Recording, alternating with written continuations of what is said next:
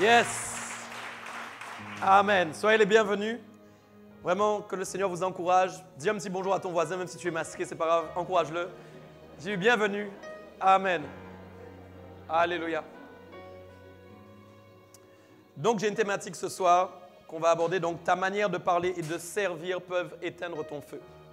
Et nous verrons ensemble qu'effectivement, nous pouvons être embrasés et que selon la manière dont nous parlons et de la façon surtout dont nous honorons la parole de Dieu, quel est le respect, la mise en valeur que nous avons envers la parole de Dieu pour être nous-mêmes des porteurs de la parole et pouvoir justement la porter, la donner, l'offrir aux autres. Nous verrons aussi qu'évidemment, nous ne pouvons pas parler sans servir. Parce que quand nous parlons de service, nous parlons aussi de la parole. Personne ne sert sans servir lui-même la parole de Dieu. C'est pourquoi vous êtes tous ici au service de la parole de Dieu. Est-ce que quelqu'un le sait? Tout le monde ici est au service de la parole de Dieu. Vous n'êtes pas au service, en fin de compte, ni d'un homme, ni d'un bâtiment, mais vous êtes au service de la parole de Dieu.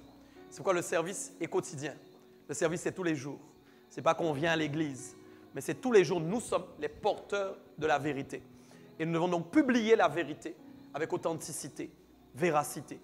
Nous devons nous-mêmes respecter cette parole pour pouvoir être les porteurs honorables qui sommes capables aujourd'hui d'amener la parole dans les extrémités de la terre. C'est pourquoi Dieu vous a appelé ses serviteurs des flammes de feu. Et donc il ne peut pas y avoir de flamme sans feu, comme le feu ne peut pas être sans flamme. Et c'est ce qui est intéressant car nous voyons que le feu nous a embrasés pour que la parole de Dieu soit manifestée dans nos bouches à travers la puissance qu'elle a opérée dans nos cœurs et qui nous permet après de la transporter, de l'amener, de la porter à tous ceux et celles qui en ont besoin. Soit nous allons séparer jointure et moelle. Dis avec moi, je sépare ma jointure et ma moelle. Je ne t'ai pas entendu. Au nom de Jésus-Christ. La Bible dit que la parole est une épée. Beaucoup de gens sont armés, mais désarmés de l'épée. Beaucoup de gens parmi nous ont quelques armes, mais n'ont pas l'épée. L'épée est l'arme la plus forte, la plus puissante dans l'équipement de l'armure spirituelle. Vous pouvez regarder autour, c'est elle qui coupe. C'est elle qui sépare jointure et moelle. C'est elle qui permet d'amener à l'existence de la fausseté qui habite en nous, afin qu'elle soit repérée, déterminée, puis remplacée par la vérité totale. C'est pourquoi beaucoup d'entre nous, nous pouvons être là, ici, là, mais sans le savoir, être porteurs de certaines faussetés. Or, Dieu veut que vous soyez porteurs d'une totale vérité et qu'il n'y ait point en vous de fausseté et d'erreur. Vous n'êtes pas appelés à porter une parole erronée. Vous n'êtes pas appelés à porter une parole qui a des malfaçons. Mais vous êtes des porteurs d'une parole parfaite parce que la parole ne vous appartient pas, mais parce qu'elle appartient à Dieu. C'est parce que la parole appartient à Dieu qu'elle est parfaite. C'est son appartenance à Dieu qui fait que sa qualité est parfaite. C'est pourquoi ce que Dieu nous a légué à travers sa parole, nous devons comprendre dans l'honneur, dans le respect que nous allons porter envers sa parole. Nous devons saisir que c'est une parole parfaite que nous n'avons pas le droit de déformer. C'est pourquoi vous-même, en tant que serviteur et servante de Dieu, vous ne pouvez pas faire n'importe quoi avec la parole de Dieu. Vous ne pouvez pas faire n'importe quoi avec ce que vous dites. Vous ne pouvez pas parler n'importe comment, car vous verrez ce soir que vos bouches, vos paroles même ne vous appartiennent plus, mais qu'en fait, vous êtes les porteurs de la parole de la vérité. Dis Amen avec moi, acclame la parole de Dieu si tu es d'accord. Très important. Cet esprit me disait, c'est ça, le feu parle, le feu sert. Effectivement, quand nous voyons le feu, il nous sert, mais aussi il nous parle. Le feu est une façon de nous parler qui est très déterminante. Le feu, du moins, il nous dit, tu ne peux pas faire n'importe quoi. Quand le feu nous parle, à travers sa manière d'agir, il nous dit, tu ne peux pas me toucher. Donc, tu n'as pas entendu. C'est vrai ou pas? Donc, le feu parle, mais le feu sert aussi. Quand tel il nous parle, tel aussi il nous sert. Parce que nous pouvons l'utiliser pour faire des choses. Est-ce que vous comprenez bien ce que je suis en train de dire? Donc quand j'ai dit en fin de compte que notre manière de parler, mais aussi notre manière d'agir, puisque nos agissements sont liés à notre manière de servir. Quand nous servons, nous agissons. Et beaucoup de gens veulent servir, mais n'ont pas compris qu'en fait, pour agir, il faut agir en servant avec la parole de Dieu. Vous ne pouvez pas mélanger vos propres pensées, vos manières de voir les choses dans la parole de Dieu. Car vous n'êtes pas les créateurs de la parole. Vous n'êtes pas la parole. La parole est venue en vous, c'est vrai. Mais celui qui est la parole, c'est Dieu. Celui dont on dit que dans la Bible qu'il est la parole. La parole était avec lui. C'est Dieu, ce n'est pas nous. Donc ce qui nous a légué, c'est une opportunité pour nous de partager la pensée de Dieu. La parole est une opportunité de partager la pensée de Dieu. Le moyen que Dieu a trouvé de partager avec vous sa pensée, c'est sa parole. C'est pourquoi la parole de Dieu doit être mise au plus haut niveau dans votre quotidien, dans votre vie.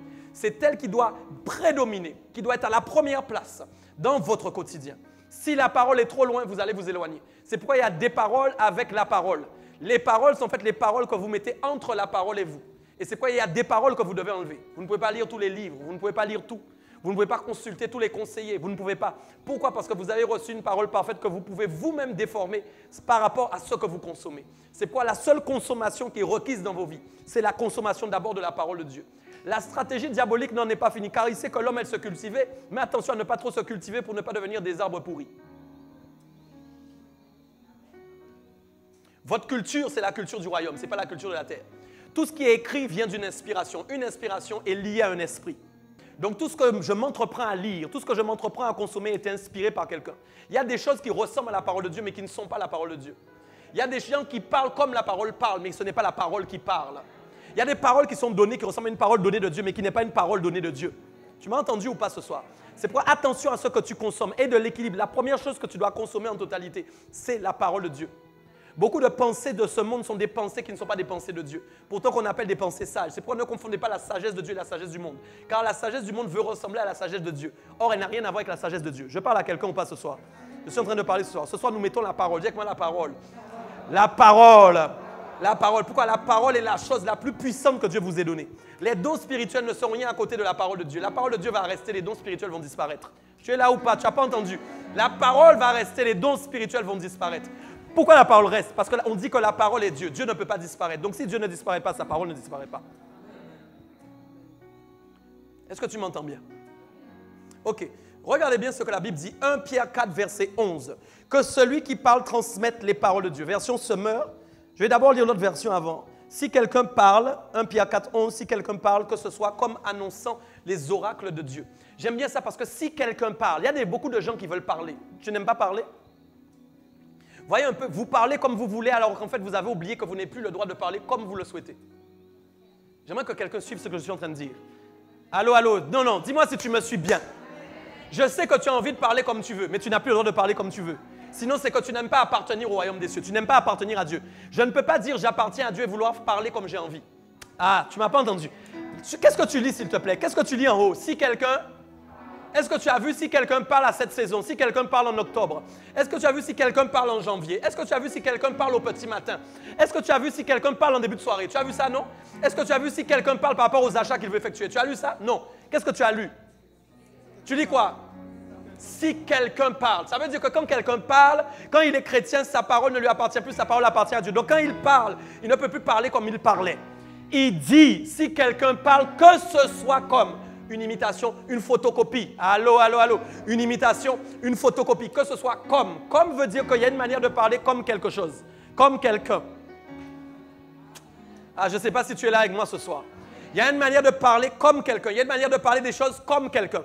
Dieu ne te demande pas d'apprendre à parler à ta manière. Tu es là ou pas? Il y a des gens qui reçoivent le Saint-Esprit, ils veulent faire les choses à leur manière. Dieu te demande d'être une copie de sa parole. Il y a des endroits où il ne faut pas être des copies, il y a des endroits où il faut être des copies. En ce qui concerne la parole de Dieu, il faut photocopier. Ça, c'est clair. Et il dit donc, regardez bien, si quelqu'un parle, que ce soit comme annonçant les oracles de Dieu. Dans l'Ancien Testament, quand on parlait des oracles, on parlait en fait des oracles qui étaient liés à la divination et à la voyance. Ce n'est pas le même mot oracle qu'il a ici cité ici. C'est pourquoi quand vous prenez la version Semeur notamment et quand vous regardez dans l'étymologie du mot, notamment la version Semeur dit bien, si quelqu'un, du moins que celui qui parle transmette les paroles de Dieu. Donc quand vous lisez oracle, vous parlez en fait des paroles de Dieu. Simplement, oracle a une autre définition un peu plus profonde où il dit oracle en fait veut dire des paroles de Dieu courtes. C'est pour en fin de compte, certaines personnes sortent des oracles courts comme ça, qui ont en fait une portée, une puissance simplement parce que ce sont des paroles de Dieu qui sont impactantes. Est-ce que vous comprenez ça? Il y a quelque chose d'intéressant dans les oracles de Dieu et la parole de Dieu, c'est qu'elle démontre, elle fait la démonstration en fin de compte que nous sommes porteurs de la parole, mais pas dans le blabla. Bon, je ne sais pas si quelqu'un a entendu. Pas dans le blabla. Des oracles sont des paroles de Dieu courtes, des paroles efficaces. Nous, souvent, nous cherchons la longévité des paroles pour les rendre efficaces, alors qu'en fait, des paroles courtes inspirées par la parole de Dieu même sont efficaces. Je ne sais pas si quelqu'un a suivi ce que j'ai dit. J'ai été un peu vite. J'ai dit, parfois, nous-mêmes, nous cherchons des paroles longues pour pouvoir les rendre efficaces. Or, en fait, la parole elle-même se suffit à elle-même. Donc, même si elle est courte, mais si elle est juste la parole, elle est puissante. Tout dépend de la foi et de l'onction qui l'accompagne. Ah, mes amis. C'est ça la réalité.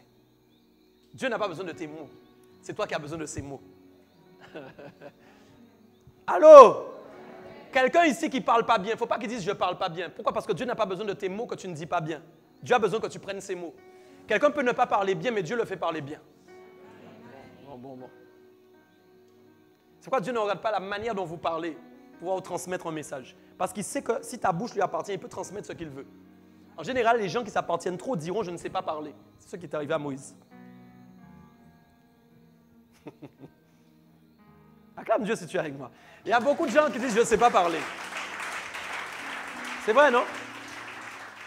Mais vous êtes orgueilleux quand vous dites... Vous savez que Moïse était orgueilleux lorsqu'il a dit ça? Vous savez que c'était de l'orgueil? Non, vous n'avez pas compris? Quand je dis « je ne sais pas parler », c'est que je compte trop sur ma parole. C'est dans ma faiblesse que Dieu me fortifie. C'est dans ma faiblesse que je suis fort. Beaucoup de gens n'aiment pas les faiblesses. Parce qu'ils les voient en fait comme des tares, comme des choses qui les ralentissent. Alors qu'en fait, la faiblesse est un moyen d'accélérer. Aïe, aïe, aïe, aïe, aïe. Je t'assure, la faiblesse est un moyen d'accélérer. Ce n'est pas un moyen de ralentir. Aucune faiblesse, en fin de compte, qui est remplie de la force de Dieu ne peut ralentir. Une faiblesse qui ralentit, c'est une faiblesse qui est remplie de faiblesse. Bon. Regardez bien ce que je dis. Regardez bien. Je dis donc, si quelqu'un parle, que ce soit comme annonçant les oracles de Dieu. Si quelqu'un remplit un ministère, qu'il le remplit selon la force que Dieu communique. Beaucoup de gens veulent servir avec leur propre force, mais oublient en fait que c'est la force que Dieu communique qui leur permet de servir. Il y a deux choses qui sont étalées ici dans ce verset qui sont très importantes. Il est court, mais efficace et puissant. Regardez bien ce qui est dit dans le premier. D'abord, il dit que en fin de compte, nous sommes appelés à porter les paroles de Dieu. Donc, ce n'est pas toi. Première chose, j'ai dit, tu es appelé à porter les paroles de Dieu. La parole est à toi? Non. Dieu te l'a donnée. J'ai dit, deuxièmement, maintenant, vous voulez servir. Regardez ce que la parole dit. La parole dit quoi? Je ne sers pas avec la force que j'ai. Mais je sers avec la force que Dieu me communique.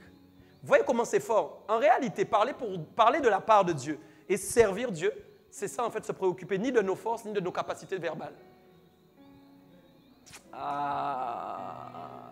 Vous rendrez efficace votre service pour Dieu à partir du moment où vous voudrez parler de la part de Dieu et quand vous voudrez mettre vos forces dedans. D'ailleurs, vos forces ne vous permettront pas de servir correctement parce que vos forces vont s'arrêter. Là où Dieu peut vous permettre de continuer, vous serez déjà à l'arrêt. C'est pourquoi ce verset est très fort. Si quelqu'un parle que ce soit comme annoncer les oracles de Dieu, il y a quelque chose aussi dans ce texte qui est très fort. Il est en train de dire en fin de compte que finalement, tu ne peux plus parler comme tu parlais avant. Presque le texte dit que chaque fois que vous parlez, vous devez parler de la part de Dieu. Ça paraît bizarre, hein? Ils vont dire, mais comment on fait ça? Presque la Bible dit, quand vous parlez, vous devez parler de la part de Dieu. Vous devez offrir aux gens des paroles de Dieu. C'est ça qui est écrit là, presque. Bon, on va rentrer dans le vif du sujet. Tu veux ou pas? Regardez bien ça. Dieu me disait, Dieu ne peut pas être glorifié si vous parlez comme vous voulez et si vous servez avec votre force. Il ne peut pas y avoir la gloire de Dieu dans ce que vous faites si vous décidez de parler vous-même et de travailler pour lui avec vos propres forces. La gloire de Dieu se manifeste vraiment dans la faiblesse et à partir dans le fait que c'est lui qui garde le monopole, le contrôle en fait, sur ce que vous êtes en train de réaliser. Regardez un peu la facilité des choses. Beaucoup de gens veulent servir Dieu en mettant leur force, alors qu'en réalité, simplement, il suffit juste en fait d'un geste, s'offrir à Dieu. Là où des gens vont faire des efforts, vont chercher à faire des efforts pour arriver dans des dimensions, il y a des gens qui vont arriver simplement, « Père, je m'offre à toi. Fais ce que tu veux de moi. » C'est tout. Je suis à ta disposition. Mon horloge n'est plus mon horloge. Quand tu veux me réveiller, quand tu veux, réveille-moi. Quand tu veux me dire d'aller évangéliser, j'y vais. Allô, allô, est-ce que je parle à quelqu'un?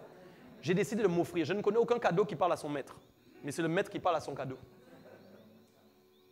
Je sais, il y a des cadeaux vivants, des chiens, des choses comme ça. Mais même eux encore, ils ne parlent pas votre langage.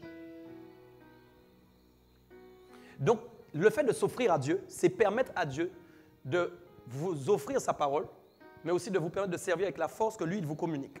D'accord? Alors, c'est pourquoi j'ai dit annoncer les oracles. C'est en fait parler de la part de Dieu, donner des paroles de Dieu. OK? Jean 1, 1 à 5 nous dit qu'au commencement était la parole et la parole était avec Dieu. Et la parole était Dieu. 3 dimensions. Vous avez lu? Jean 1, verset 1. Au commencement était la parole. Vous avez lu? La parole était avec Dieu et la parole était 3 dimensions. Quand on voit au commencement, au départ, on voit la parole. Vous ne voyez pas une Bible, mais vous voyez Dieu. Deuxièmement, la Bible dit que la parole était comment? Avec Dieu. Ça veut dire qu'elle accompagnait Dieu. Donc la parole ne faisait pas office seulement d'être Dieu, mais c'est comme si Dieu a la capacité de se décomposer, de sortir de lui une partie de lui qui l'accompagne. C'est comme si Dieu est la parole, mais que lui-même il est capable de prendre une partie de lui et de la déléguer pour lui pour qu'elle l'accompagne. Voyez un peu? Ça va ou pas? Deuxièmement. Et troisièmement encore, il a dit quelque chose d'autre d'intéressant. Il a dit, voilà, que, évidemment, elle était lui-même. Ça va? Et donc, verset 2, elle était au commencement avec Dieu, et toutes choses ont été faites par elle, et rien de ce qui a été fait n'a été fait sans elle. Ça, c'est fort parce que la Bible nous dit que tout a été fait par elle. Il n'y a rien que la parole n'a pas créé. C'est pourquoi vous ne pouvez pas craindre ce qui a été créé et qui vous pose des obstacles des fois, parce que l'obstacle qui a été créé par la parole de Dieu est influençable par la parole de Dieu elle-même. Beaucoup de gens combattent à cause de choses qui sont placées devant eux, mais qui en fait sont sous contrôle de la parole de Dieu. Mais tout dépend de comment vous allez vous-même exprimer la parole de Dieu face aux choses qui sont en face de vous. Beaucoup de gens font d'autres choix parce qu'ils ne sont pas eux-mêmes porteurs de la parole de Dieu qui habite en eux. Beaucoup de gens ont mis d'autres choses avant la parole de Dieu, alors que la parole de Dieu devait être avant toute chose. Quand la parole dit qu'elle était avant tout, elle doit être aussi avant tout ce que tu fais. Bon, tu n'as pas entendu. Quand la Bible nous dit que la parole était avant toute chose, tu es là ou pas? Elle était. Tu es là ou pas? Elle était. Tu ne peux pas trop la mettre plus loin que dans tout ce que tu fais. Tu peux la mettre au dernier plan. Mes amis, vous voulez qu'elle était avant tout, elle a créé tout. Si vous voulez qu'elle crée tout dans votre vie, vous devez aussi la mettre au premier plan. Il faut qu'elle soit aussi au premier plan dans votre vie. Il faut que dans ta vie, elle soit le « elle était ». Ah, Mama Shakaba. Il faut que dans ta vie, elle soit le « elle était ». Quand Dieu vient voir ta vie, il voit le « elle était ». Tu n'as pas entendu. Il ne pourra pas dire « elle était » parce qu'elle est au dernier plan. Non. Il dirait il y avait ça avant, il y avait ça et elle est là. Mais quand maintenant il dit « elle était », quand j'ai dit maintenant « elle était », elle est dans ma vie, elle était dans ma vie au premier plan. C'est la première chose qui existait dans ma vie. Dieu ne m'a pas parlé avec ses oreilles, Dieu ne m'a pas parlé avec ses pieds, je ne sais pas bien qu'il ne soit pas comme nous, mais il m'a parlé avec sa parole. Quand j'ai été interpellé, c'est par sa parole. Beaucoup de gens cherchent plein de choses alors qu'ils doivent cultiver sa parole. Mes amis, elle était au commencement. Toutes choses ont été faites par elle. Rien de ce qui a été fait n'a été fait sans elle. En elle était la vie. La vie était la lumière des hommes. La lumière, lui, dans les ténèbres, et les ténèbres ne l'ont point reçue. Il y a une définition intéressante puisqu'on voit que la parole n'est pas seulement parole, mais qu'elle a la capacité aussi de se transformer en lumière. Et c'est là où on voit qu'elle est agissante dans les ténèbres, puisqu'elle n'agit pas seulement en tant que parole, mais elle agit aussi en tant que lumière. Ça veut dire qu'elle a le pouvoir de faire partir les ténèbres de vos vies. Donc là encore, quand vous mettez la parole au premier plan, vous mettez aussi la lumière au premier plan. Il y a des ténèbres qui quittent pas votre vie parce que vous n'avez pas mis la parole au premier plan.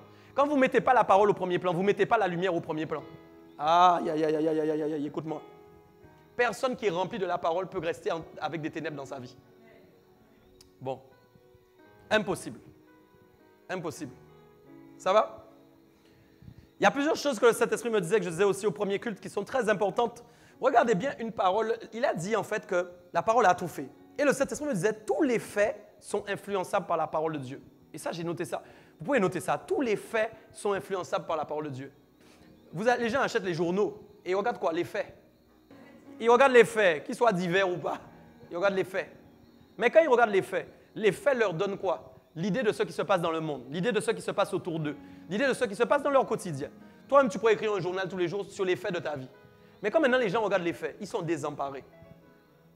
Parce qu'ils ne savent pas en fin de compte que la parole a la capacité d'influencer tous les faits. Il me disait quand j'étais en prière, la parole peut influencer tous les faits. C'est pourquoi il n'y a aucun fait dans ta vie qui n'est pas influençable par la parole de Dieu. Tout dépend de comment tu portes la parole de Dieu pour la mettre sur ce fait. Il y a des faits dans ta vie qui attendent une parole. Ah, Mama Shaka. Il y a des faits dans ta vie qui attendent une parole de Dieu. Moi, je le crois. Il y a des faits qui attendent une parole. Ouais. Donc, c'est pourquoi il me disait, écoutez bien, tous les faits sont influençables par la parole de Dieu, car la parole de Dieu détient les mots qui peuvent influencer la création. Tu n'as pas entendu? Car la parole de Dieu détient les mots qui peuvent influencer la création. Toi-même ici, tu es assis là, il y a un fait dans ta vie, tu ne sais pas quel mot qui peut le débloquer. Aïe, aïe, aïe. Mes amis. Toi-même dans ta vie, il y a des choses, tu ne sais pas quel mot. Tu peux rester des jours à dire des mots sur le même fait, il ne se débloque pas. Mais Dieu t'inspire un mot qui est selon sa parole. Tu le dis, la chose est débloquée. Tu n'as pas compris. C'est pourquoi la parole n'est pas ta parole. La parole est la parole de Dieu que Dieu détient et qu'il peut te transmettre. Et c'est selon l'influence qu'elle a sur ta vie que tu vas pouvoir prédominer dans les choses de ta vie. Peu de gens sont influencés réellement par la parole de Dieu. Beaucoup de gens viennent à l'église mais ne sont pas influencés par la parole de Dieu. Beaucoup de gens aiment l'écouter mais n'aiment pas la mettre en pratique. Beaucoup de gens aiment l'écouter. Aïe, mes amis, faites le tour du monde des églises. Les gens aiment écouter. Leurs oreilles sont remplies de paroles de Dieu. Mais quand tu regardes leurs mains, leurs pieds, leurs muscles, leurs os, ils ne sont pas usés. Parce que la parole de Dieu use. La parole de Dieu fait souffrir. Allô? Mais non, tu n'as... La parole de Dieu use, la parole de Dieu fait souffrir. Tu vois, mais entendre la parole de Dieu, mais la joie, le bonheur seulement. Non, non, non. Aimer la joie, le bonheur, oui. Mais elle use, elle fatigue. Pourquoi? Parce que ton corps, là, ne supporte pas la parole de Dieu. La chair n'aime pas la parole de Dieu. Chaque fois que tu veux mettre en pratique la parole de Dieu, c'est ta chair qui ne veut pas. C'est pourquoi j'ai dit, le corps s'use, mais l'esprit se fortifie. L'âme se fortifie. Le feu intérieur commence à bouillir parce qu'il y a une parole qui s'intègre en toi. Beaucoup de gens ne sont pas influencés de la parole, donc sont des écouteurs de la parole. Ils écoutent, ils ne mettent pas en pratique. Résultat, ils n'ont pas, mes amis, ils n'ont aucun feu divin. Leur bouche ne peut pas transmettre de flamme. Quand le dragon souffle lui-même, son feu est plus fort que ton feu. Ce n'est pas normal. Quel est ton feu dans le monde spirituel? Quelle est ta position dans le monde spirituel? Dans le monde spirituel, les démons connaissent la parole de Dieu. Bon, laisse ça, laisse ça. Ah, mes amis. Dans le monde spirituel, on n'est pas en train de s'amuser. Toi, tu es en train de t'amuser, tu viens à l'église, tout ça. Tu dis des paroles n'importe comment aux gens, tu parles n'importe comment aux gens, tu dis n'importe quoi aux gens. Et tu viens, toi, tu veux être bon dans le monde spirituel, mais tu vas être médiocre dans le monde spirituel. C'est 2 palavirés qu'on va te donner là-haut. C'est très sérieux. Ta parole n'est plus ta parole. Tu ne peux pas parler n'importe comment. Est-ce que tu m'entends bien? Vous savez, vous pouvez chercher de... Vous croyez que dans le monde spirituel, parce que tu guéris les malades, tu vas guérir les démons? Bon, tu n'as pas entendu ce que j'ai dit. Les gars, mais attends. C'est pas parce que vous guérissez les malades, les boiteux et tout ça, peu importe les cancers, les maladies, tout ce que vous voulez, que vous faites des prodiges, des miracles. Mais ce n'est pas parce que vous faites ça que dans le monde spirituel, vous êtes connu. Dans le monde spirituel, il n'y a pas de guérison. Dans le monde spirituel, il n'y a personne à guérir. Tu veux guérir qui là-haut? Les démons? Tu veux chasser le démon du démon? Il y a une seule chose qui... Écoutez, dans le monde spirituel, il y a une seule chose qui fait peur. La parole. Parce que quand on parle de la parole, on parle de Dieu. Donc quand toi maintenant tu es dans le monde spirituel, vous n'avez jamais remarqué que dans le monde spirituel, c'est votre bouche qu'on essaie de fermer d'abord? Mes amis, mes amis, mes amis, mes amis. Vous n'avez jamais remarqué quand vous êtes dans les rêves, c'est votre bouche qu'on ferme? Attends, tu es avec moi ou pas? C'est ta bouche qu'on ferme. D'ailleurs, on vous a masqué là déjà, c'est pour un peu vous masquer. Vous devez comprendre bien les choses, vous devez bien comprendre les choses. C'est une stratégie démoniaque. C'est démoniaque, ce masque. C'est démoniaque. Parce que le Covid est démoniaque, c'est une stratégie démoniaque. Aucun masque ne peut t'empêcher. Mes amis, aucun masque ne doit t'empêcher. Je répète, le diable a cru qu'il allait te masquer. Dis-lui, je suis masqué, mais je crie toujours. Tu ne vas pas m'empêcher. Tu ne vas pas m'empêcher de faire que le culte se passe en fire ici. Non, non, il a voulu vous museler. J'arrive pas à chanter, j'arrive pas. Mes amis, auto-adaptation. Auto-adaptation. Vous êtes en train de me suivre ou pas?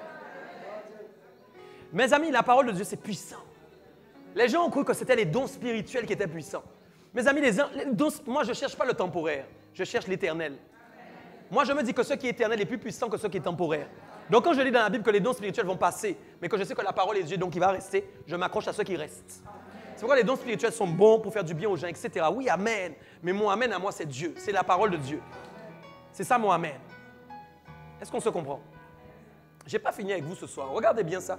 Il me disait encore, donc, tout peut être influencé par la parole de Dieu. Et nous avons oublié ça. Nous avons oublié que tout peut être influencé par la parole de Dieu. Le tout, T-O-U-T, mes amis, est grandiose. Parce qu'il est en train de nous dire qu'il n'y a rien qui vous arrive sur la terre que vous ne pouvez pas régler. La parole n'est pas un coup de fil. La parole n'est pas un WhatsApp. La parole n'est pas un numéro de téléphone. La parole n'est pas un pasteur. La parole n'est pas un apôtre.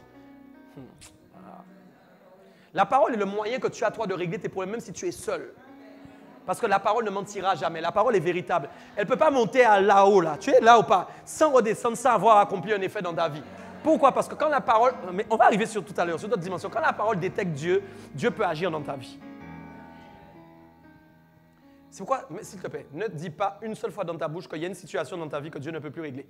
J'ai déjà entendu tellement de chrétiens dire ça. Des fois, je rencontre des chrétiens en rendez-vous.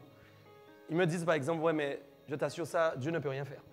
Mes amis, ouais, c'est sérieux. Parce qu'on a déjà mis dans sa tête que la situation est trop grave. Donc ça veut dire que dans le tout T-O-U-T, le diable a réussi à faire croire qu'il y avait une chose qu'on pouvait enlever dans le tout que Dieu ne peut pas régler. Tout. Allô? Tout. Pourquoi le diable a cru qu'en fin de compte là, on ne peut plus imposer les mains. Il a oublié, la parole n'a pas besoin de mains. Les démons n'ont pas besoin de ma main. Les guérisons n'ont pas besoin de ma main. Allô, allô. Le gars a cru que parce que juste écrit la parole, imposer les mains aux malades, ils seront guéris. Donc maintenant, comme on ne peut plus imposer les mains, ils ne peuvent plus guérir. C'est pas possible ça. N'ayez pas peur. Non, mais attendez. Non, vous n'avez pas entendu ce que j'ai dit. Dieu nous a donné une intelligence, une sagesse. Vous savez, vous voyez comment le diable fait? Comme il a vu que les chrétiens oubliaient que la parole était puissante, tout ce que les chrétiens se sont habitués à faire, il arrive à les diluer. Bon, on n'avez pas compris. On ne peut plus imposer les mains, on ne pourra plus guérir les malades. On ne pourra plus chasser les démons. Alors, vous êtes là ou pas? Les gens même ont dit, quand les cultes reprennent, comment on va faire pour guérir les gens? Je suis éclairé. Allô, allô, allô, allô, allô. Je suis éclairé. La parole est plus forte que l'imposition des mains. Non, c'est sérieux. Je n'ai pas dit que l'imposition des mains ne fonctionne plus. Ce n'est pas ça. Mais si tu ne peux pas imposer les mains, parce que la personne ne veut pas, utilise la parole de Dieu. Utilise la parole de Dieu. Ça va fonctionner. Amen. Regardez ça, ce n'est pas fini. Tout peut être influencé par la parole de Dieu. Rien ne peut lui ôter son pouvoir créatif. Il m'a dit ça. Rien ne peut lui ôter son pouvoir créatif. C'est puissant. Est-ce que vous croyez qu'on peut enlever dans la parole quelque chose qui lui enlève son pouvoir créationnel? Non. Donc, elle est toujours remplie de son pouvoir. Elle agit toujours de la même manière. Ça va ou pas? Et encore, il me disait, c'est pourquoi quand on parle de la parole de Dieu, on parle de l'outil qui sert à réparer les situations. Mes amis. Quand le menuisier va chercher ses outils, il sait qu'est-ce qu'il va chercher. Il ne va pas chercher une paille. Il ne va pas chercher, je ne sais pas, une trottinette. Est-ce qu'on se comprend? Il sait de quel outil il a besoin. Donc quand vous êtes dans des situations, vous savez aussi de quel outil vous avez besoin. La parole de Dieu. Mais si tu ne t'es pas habitué à être dedans, qu'est-ce que tu vas faire? Beaucoup de chrétiens viennent à l'église mais ne cultivent pas la parole. Vous savez, non, je vous dis, c'est sérieux. Beaucoup de chrétiens viennent à l'église. C'est plus facile d'aller à l'église que de méditer. Alors que quand vous réfléchissez, pour aller à l'église, il faut se lever, il faut se doucher, il faut se brosser les dents, il faut s'habiller, il faut mettre des masques, il faut garder des distances de... C'est bien d'aller à l'église, je suis content d'être avec vous, vous ne pouvez pas imaginer quand même, je suis très content. Mais attention, vous avez vu tout ce qu'il faut faire pour venir à l'église. Pour ouvrir ta Bible, il faut faire quoi?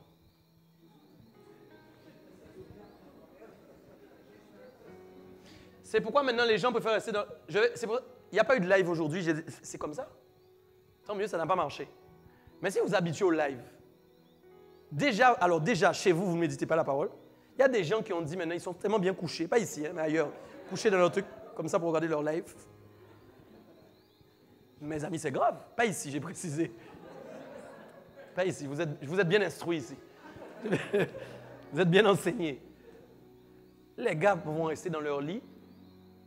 Mais oui, c'est tout confort. On va faire un petit brunch. Brunch biblique. Brunch biblique le matin, en chaussettes, tranquille. On écoute la parole sur le live. Et c'est bon. Mais c'est ça la facilité. Est-ce que vous me comprenez bien? La parole, c'est la chose la plus importante pour votre vie. La parole, mes amis, c'est votre cœur. La parole, c'est votre mentalité. La parole, c'est votre instruction. La parole, c'est votre culture. C'est pourquoi vous ne pouvez pas vous mélanger à toutes les cultures, parce que la culture biblique ne se mélange pas avec tout. Elle ne peut pas se mélanger. C'est pourquoi vous êtes différents. C'est pas fini, il m'a dit beaucoup de choses encore pour ce message. Il me disait encore que la Bible dit, ou du moins, je dis la Bible, mais en fait c'est plutôt la parole. Je vais enlever la Bible parce que je n'aime pas la Bible. C'est ce que je disais au premier culte. Tout le monde a la Bible, mais qu'est-ce qu'on fait avec? Pourquoi dire la parole de Dieu? La parole de Dieu dit que son emplacement est où? À côté de Dieu. Tu es avec moi ou pas? Il a dit la parole est avec Dieu. Donc j'ai dit, la parole de Dieu et son emplacement est aux côtés de Dieu. Et le Saint-Esprit me disait, elle garde en elle la substance de Dieu. Pourquoi? Parce qu'elle est Dieu elle-même déplacée à ses côtés. OK? Et il me disait, les coordonnées divines de Dieu, c'est-à-dire sa localisation. Elle connaît ses coordonnées divines. Elle connaît sa localisation. Elle ne perd jamais Dieu de vue, car elle sait où se trouve Dieu. Mes amis, c'est fort. Beaucoup de gens, en fin de compte, commencent à parler, à dire « Dieu, où es-tu » On m'a dit « Il faut chercher Dieu. » Je le cherche. Il ne vient jamais. « Dieu, où es-tu? Seigneur, où es-tu? Tu m'as abandonné. Tu m'as abandonné. Tu n'es plus avec moi. Où es-tu, Dieu? » Nous avons facilité à prendre la voiture. Vous mettez le GPS et le GPS vous emmène à une destination. C'est vrai ou pas? Bon, c'est ça, non? Mais écoute ce qu'il me dit. Il me dit maintenant, la parole de Dieu ne perd jamais les coordonnées divines de Dieu, c'est-à-dire sa localisation. Tu es là ou pas? Quand j'utilise la parole de Dieu, je gagne du temps car je retrouve Dieu plus vite que si je parlais pendant des heures en disant « Dieu, où es-tu » Elle est le GPS de Dieu. Donc autrement dit, quand maintenant toi tu es en train de chercher Dieu, en train de dire « Où est Dieu? Où est Dieu? Où est Dieu ?» Moi je prends la parole. Tu sais quoi? La parole est un GPS qui va à destination de Dieu. Ah, sois avec moi s'il te plaît dans ce que je te dis. Bon, mais non, c'est sérieux. Ça, ce sont tes mots. Ah, je n'ai pas dit que tu ne dois pas utiliser tes mots pour parler avec Dieu. Mais j'ai dit que la parole est avec Dieu. Donc ça veut dire que si je fais appel à elle, elle va me connecter directement avec Dieu. Donc quand je commence à la citer, mes amis, quand je commence à la citer, tu es là ou pas? Des gens sont là assis, ils ne peuvent pas citer un verset. C'est grave pour ta vie? Je ne t'ai même pas dit de me dire chapitre. Mais au moins me citer un verset.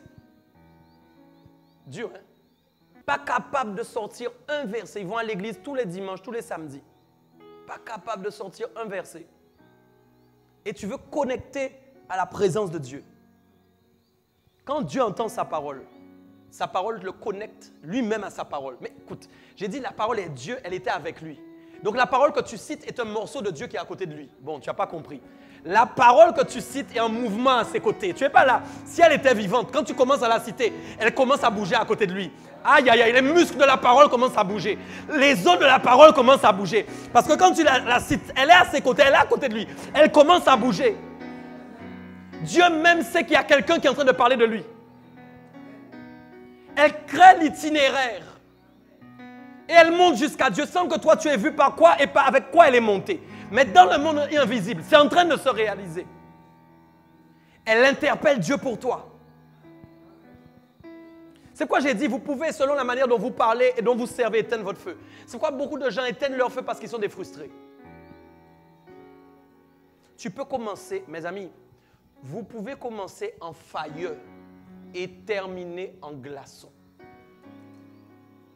Parce que le feu, ce n'est pas ce qui s'exprime à l'extérieur. Le feu, c'est d'abord ce qui bout à l'intérieur. Et c'est pourquoi la Bible dit que nous sommes les temples du Saint-Esprit. Parce que nous avons été appelés à être remplis de la présence de Dieu et de sa parole en même temps. C'est pourquoi c'est d'abord ce qui bout à l'intérieur qui compte. Beaucoup de gens servent avec le feu au début, tout ça, mais un feu extérieur, on les voit. Quand on les voit même, on se dit, messieurs, je ne serai jamais en feu comme cette personne. Parce que nous avons eu une mauvaise définition du feu. Nous avons mal compris ce que c'était qu'être en feu. Quand on voit les gens maintenant, je ne serai jamais comme lui. Jamais. Quand il prie, quand il l'adore, même quand il crie, je ne serai jamais comme lui. Tu peux crier, tu peux prier, tu peux adorer là, devant tout le monde. Ça ne veut pas dire que tu aimes la parole. Ça ne veut pas dire que tu aimes Dieu. Ça ne veut rien dire. Tu peux faire les plus beaux chants. Tu peux vouloir être à la louange là aussi, louer, mais ne pas aimer la parole. D'ailleurs, tu peux aimer plus ton service que la parole. Et quand tu aimes plus ton service que la parole, c'est que tu aimes plus ton service que Dieu. Aïe, aïe, aïe, aïe, aïe, aïe, aïe, mes amis. Il y a des gens qui aiment plus leur service que Dieu. Et ils pensent que comme le service est à Dieu, ils pensent qu'ils servent Dieu. Non, Dieu ne cherche pas des gens qui le servent pour le service qu'ils doivent accomplir. Dieu cherche des gens qui le servent lui. Et le service, ce n'est pas passer le ménage. Le service, ce n'est pas louer Dieu dans l'église. Le service, ce n'est pas être pasteur. Le service, ce n'est pas être apôtre. Tu n'as pas entendu. Le service, ce n'est pas ça. Non, le service, c'est qui tu es. Qui tu es pour Dieu. Qui Dieu considère que tu es pour lui. Ta relation. La définition de ta relation. Ta profondeur avec lui. Qu'est-ce que tu as créé avec lui?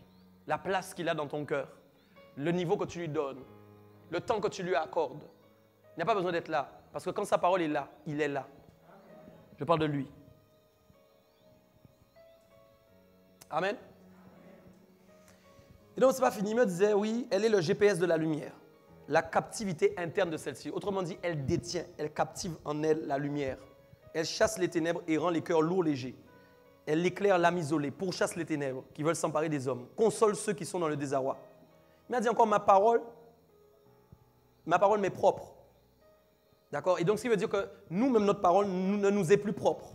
Je ne peux plus dire que j'ai ma parole car ma parole est devenue la parole de Dieu. Ça, c'est important. Je ne peux plus dire que j'ai ma parole car ma parole est devenue la parole de Dieu. Je ne sais pas si tout le monde me comprend. J'ai plus de parole. Ah. Ma parole, c'est la parole de Dieu. Donc, il y a une notion de dépendance, il y a une notion d'unité, il y a une notion d'attachement qui est très profonde aussi dans tout ça. OK? Il y a une autre chose encore que le Saint-Esprit me disait, très importante, on l'a dit tout à l'heure, ma bouche est en location. Le Saint-Esprit m'a dit, ma bouche est en location. Bon. Votre bouche est louée. Pourquoi ta bouche est louée? Parce que ta bouche ne fait pas uniquement le service de Dieu. Parce que vous ne pouvez pas marcher dans la rue là maintenant et arriver dehors et commencer à dire Dieu, Dieu, Dieu, Dieu, Dieu, vous allez arriver à l'asile. Donc Dieu m'a dit, il loue ta bouche. Une location, c'est par moment. C'est ça en fait. Il loue ta bouche. Le problème, c'est que pour être loué, il faut être sélectionné. Vous-même, aucun d'entre vous, là, vous n'irez pas chez un loueur demain. Et vous dites maintenant, vous avez réservé sur Internet. Hein, vous avez réservé, par exemple, je ne sais pas, une 5 places, d'accord? Confortable, intérieur, cuir, etc. Genre 18 pouces, j'en sais rien. Et vous arrivez, on vous donne 2 chevaux. Vous prenez? Vous ne prenez pas, pourquoi? Parce que ce n'est pas ce que vous avez demandé. Allô? Donc quand Dieu veut louer ta bouche aussi, il ne prend pas n'importe quoi. Tu sais pourquoi? Parce que sa parole n'est pas n'importe quoi. Ne sois pas fâché. Je ne peux pas que tu sois fâché parce que j'ai dit ta bouche est n'importe quoi. Mais il arrive parfois que ce soit le cas. Tu n'es pas écorché? Il loue ta bouche. Autrement dit, ta bouche est sélectionnée pour, en fin de compte, apporter sur la terre des oracles de Dieu. Des paroles bénissantes, des paroles de délivrance, des paroles qui libèrent les captifs. C'est pourquoi j'aime dire que les choses courtes sont les meilleures. Une seule parole pour rendre quelqu'un heureux. Parce que Dieu a cette capacité à travers la création de la parole de donner des mots forts, courts mais forts. Courts mais forts. C'est pourquoi quand on parle d'oracle, j'ai dit des paroles de Dieu courtes. Mais ces paroles de Dieu courtes, ça ne veut pas dire que vous parlez tout le temps avec une courte durée. Mais simplement, ça veut dire qu'en fin de compte, vous n'êtes pas des blablateurs. Je disais tout à l'heure, d'ailleurs, c'est très intéressant que quand nous avons un manque de consistance, nous rajoutons des mots. Parce que nous voulons être consistants. Or, en réalité, c'est la parole qui doit être consistante et non vous qui devez vous rendre consistant. Beaucoup de gens pensent qu'ils manquent de consistance parce qu'ils ont encore trop d'orgueil. Parce que quand ils servent Dieu, ils veulent montrer aux autres qu'ils parlent bien de la part de Dieu. Tu dois avoir de la consistance, mais avec la parole de Dieu. C'est pas à chaque fois, oui, je ne sais pas, j'ai reçu de Dieu, etc. C'est pas ça qui fait que... Est-ce que vous me comprenez bien? Allô? Quand on manque de consistance, on veut rajouter des choses. Souvent, on aime rajouter des choses pour donner la consistance. Non, vous voyez de quoi je parle ou pas? Et puis vous écoutez, ça vous... Ah ouais, pour maman. Ah ouais. Landry, maman. On est loin, mon frère. On est loin. Dites-moi que je mens, les amis. Non, dites-moi que je mens, sérieusement. Acclame Dieu si c'est vrai, alors. Dis-moi que je mens. Et puis, il y a un gars tout penaud qui va arriver là. Tout penaud. Le gars, même personne ne l'a vu. Soit guéri au nom de Jésus-Christ. Hein? Le gars est guéri. Il n'a rien dit de plus. J'aimerais que vous compreniez que la parole se suffit à elle-même. Il est temps d'arrêter d'ajouter des ingrédients inutiles. Et derrière, il n'y a aucune profondeur, il n'y a aucune puissance.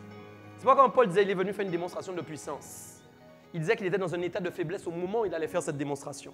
C'est la preuve qu'on ne peut pas être puissant par sa force, mais on est puissant par la faiblesse. La faiblesse est l'accès à Dieu pour nous donner une force surnaturelle qui nous permet de devenir des porteurs d'une parole puissante.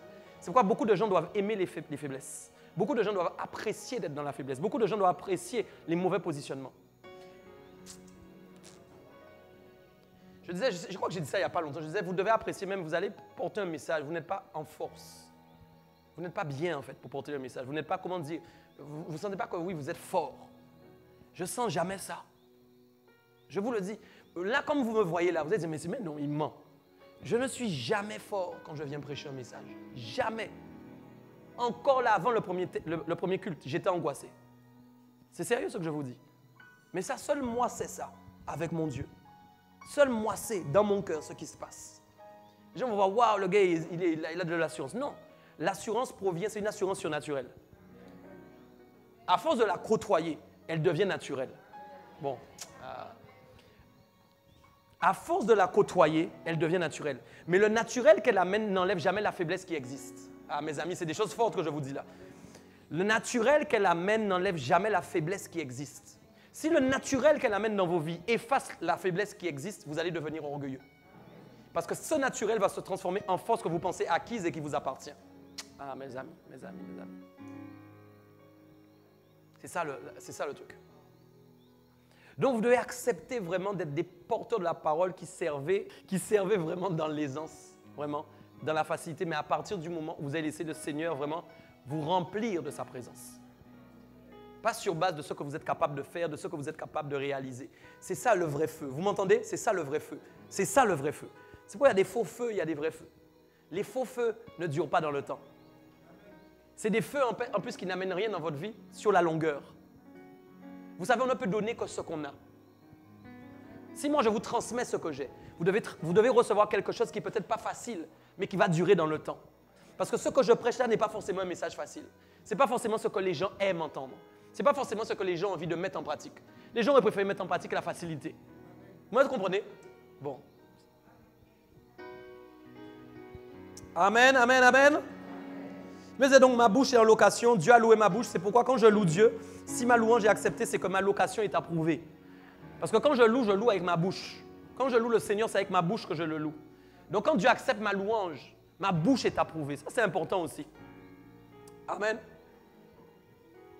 Et puis, je vais pas être trop long encore. Il y a deux petites parties que je veux voir sur le 2 Corinthiens 4, verset 2. 2 Corinthiens 4, 2. Et c'est Paul qui parle, il dit à l'église de Corinthe, nous rejetons les choses honteuses qui se font en secret. Nous n'avons point une conduite astucieuse et nous n'altérons point la parole de Dieu. Mais en publiant la vérité, nous nous recommandons à toute conscience d'homme devant Dieu. Ça, c'est important que je le dise. Nous nous recommandons à toute conscience d'homme, d'accord? Nous nous recommandons être recommandables à toute conscience d'homme devant Dieu. Et vous voyez, comme nous voulons être les porteurs de la parole de Dieu, de ceux qui servent Dieu et qui apportent sa parole, nous devons comprendre que la conscience des hommes doit nous détecter comme étant recommandables. Bon, je vais expliquer ça autrement. Il arrive parfois que vous parliez aux gens, mais vous n'arrivez à rien faire dans leur conscience, parce que leur conscience ne reconnaît pas en vous la parole de Dieu. Ah, je veux redire ça pour que vous compreniez. Je répète, ce n'est pas parce que tu décides là maintenant d'aller sur le terrain, d'aller porter la parole de Dieu ou parler autour de toi. Allô? Il y a des blocages spirituels parfois, c'est vrai, des gens, c'est vrai. Mais il y a des consciences qui ne vous détectent pas comme étant recommandables pour elles. Ah. Bon. Vous savez qu'il y a la connaissance de la vérité dans tout cœur d'homme? Non, est-ce que vous êtes conscient de ça? Je pose une question, c'est sérieux. Est-ce que tout le monde ici est conscient de ça? Vous savez que même le plus grand meurtrier sur la terre, au fond de lui, il a connaissance de la parole de la vérité? Vous savez que tout homme créé par Dieu a la connaissance de la vérité au fond de lui? Mais nous n'avons pas les mêmes fonds tous, les uns les autres. Nous n'avons pas les mêmes profondeurs les uns les autres. Pourquoi? Parce que nous n'avons pas au-dessus des choses les mêmes choses. Bon. C'est par rapport à ce qui est au-dessus de la connaissance, qu'il y a une connaissance qui est enfouie. Vous voyez? C'est pourquoi nous n'avons pas tous la même profondeur. D'autres ont des profondeurs extrêmes où la connaissance est loin, loin, loin. Mais n'empêche qu'elle est là. Parce qu'il y a eu trop de choses qui ont été mises sur la connaissance. Vous me comprenez? Ils ont mis yoga, ils ont mis Mahomet, ils ont mis je ne sais qui, ils ont mis ça, ils ont mis ça, ils ont mis toutes sortes de choses. Ils ont mis Bouddha, ils ont mis la pensée positive, ils ont mis la next generation, ils ont mis tout ce qu'ils voulaient au-dessus. Résultat, au fond là, il y a des connaissances qui sont cachées. Même un chrétien peut être comme ça. Je parle des païens, mais un chrétien peut être comme ça. Un chrétien peut mélanger tout. Et lui-même n'a pas de discernement pour se rendre compte qu'il est à côté. Il est presque, mais il est à côté. Le presque ne fait pas la perfection. Or, la parole de Dieu est parfaite. C'est pourquoi dans la parole, on ne peut pas être presque. On doit être tout parfait. Allô? La parole de Dieu, c'est parfait. C'est pourquoi toi aussi, tu dois être parfait dans la parole de Dieu. Tu m'entends ou pas? Je n'ai pas parlé de toi qui est parfait. Hein. J'ai dit dans la parole de Dieu. Et donc, je dis, il y a la connaissance de la parole de vérité dans le cœur des hommes. Vous êtes d'accord avec ça ou pas?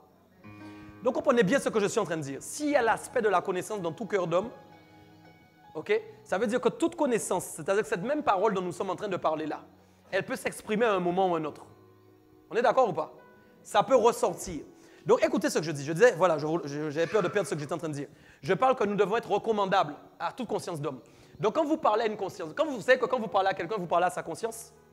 Pourquoi? Parce que la parole entre par les oreilles, elle arrive où? Dans son esprit. Vous êtes sûr ou pas? Donc, vous parlez à sa conscience. On est d'accord? Mais la conscience doit vous détecter comme étant recommandable. Comment? Parce que la conscience répond à la vérité qui est cachée au fond et qui se connecte au moment à la vérité que vous êtes en train de propager. C'est pourquoi, en fin de compte, il avait dit nous ne donnons pas une parole altérée. Et altéré, il avait pris le mot altéré, en fin de compte, parce qu'à l'époque, altéré voulait dire qu'il coupait le vin avec de l'eau. Donc, quand vous lisez altéré dans le grec, en fin de compte, Paul parlait en fin de compte du vin coupé à l'eau. Donc, si tu me proposes d'acheter du vin coupé à l'eau, je ne vais pas acheter. Mais donc, quand je parle moi maintenant, j'ai dit je n'ai pas altéré la parole. C'est-à-dire, je n'ai pas coupé moi-même la parole de Dieu avec autre chose. Comprenez bien ce que je suis en train de dire. Donc, ça veut dire que je suis capable de publier la vérité avec pureté. C'est ce qui me rend recommandable aux consciences. Et c'est ce qui permet que quand je parle et que je sers Dieu avec le feu bouillant, vous comprenez, quand quelqu'un m'écoute, bizarrement, sa conscience est activée. Pourquoi? Parce que ce qu'il y a au fond de lui commence à être touché par la vérité que je suis en train de proclamer. C'est pourquoi vos mots et vos paroles ne suffisent pas. Ce qui suffit, c'est la parole de Dieu. Préférez parler avec des gens courtement avec la parole de Dieu plutôt que de dire 10 000 mots avec vos mots et très peu de la parole de Dieu qui n'auront aucun agissement dans le cœur de l'homme. Amen. Dernier point qui est dit rapidement dans 2 Corinthiens 4 au verset 7, il est dit « Nous portons ce trésor dans des vases de terre afin que cette grande puissance soit attribuée à Dieu et non pas à nous. » J'aime beaucoup ça. Nous portons un trésor dans des vases de terre. C'est nous la terre. Parce que le corps a été fait sur base de la poussière de la terre. Et la Bible dit qu'il y a un trésor. Toute la parole de Dieu, toutes ces choses sont en fait des trésors que nous portons en nous. Pourquoi? Parce que la gloire doit être attribuée à Dieu. C'est pour ça, en fin de compte aussi, que quand vous commencez à servir, à trop vous appuyer sur vos mots, vous n'êtes plus en train de glorifier Dieu, mais vous êtes en train de vous glorifier. Tu vois l'exemple où nous prenons, hey, je suis ça ici et ça et là, je fais ça et j'ai fait ci depuis 10 ans, j'ai l'onction-ci. Ça, c'est vous êtes en train de vous glorifier. Amen. Vous êtes des vases de terre. Des vases de terre. C'est ça le truc. Donc des vases de terre ne peuvent pas se glorifier. Moi, en tout cas, je connais personne qui, dans sa cuisine, va sortir des verres en terre avant les verres en cristal. Si tu m'accueilles et que tu sors seulement les vases de terre, alors que tu as des vases en cristal, c'est que tu ne veux pas m'honorer. Bon, même si je serais simple, c'est pas grave. C'est une blague. Hein? Moi, je m'en fiche des verres. Tu peux me donner même une timbale en plastique. Mais c'est histoire que vous puissiez comprendre ce que je suis en train de dire. Qu'en général, on sort pour les gens les choses qui sont les plus honorables. Vous voyez un peu? Donc, en fait, nous n'avons rien d'honorable pour mériter une telle parole. Parce que Dieu aurait pu dire qu'il sélectionne des vases en or. Allô? Mais pourtant, il a sélectionné des vases de... Voilà. Donc, nous n'avons rien d'honorable. Mais pourtant, il nous a choisis. Et il a décidé de mettre sa parole qui est excellente dans un vase de terre. Ce n'est pas la place de sa parole normalement. Sa parole, vous savez où elle est? Dans le ciel. Là où il n'y a ni terre, ni voiture, ni pollution. Allô, allô, allô, allô. Dieu n'habite pas ici. Ah, Dieu n'habite pas ici. Ni même là, il n'habite pas ici. Ce n'est pas là qu'il habite. Quel lieu pourriez-vous me bâtir? Non, non, non. Toutes ces choses, c'est ma main qui les a faites. Vous êtes là ou pas? C'est Dieu qui a tout fait. Ok, on va se lever, on va acclamer Dieu ce soir. Amen. J'espère que ça a été au nom de Jésus-Christ.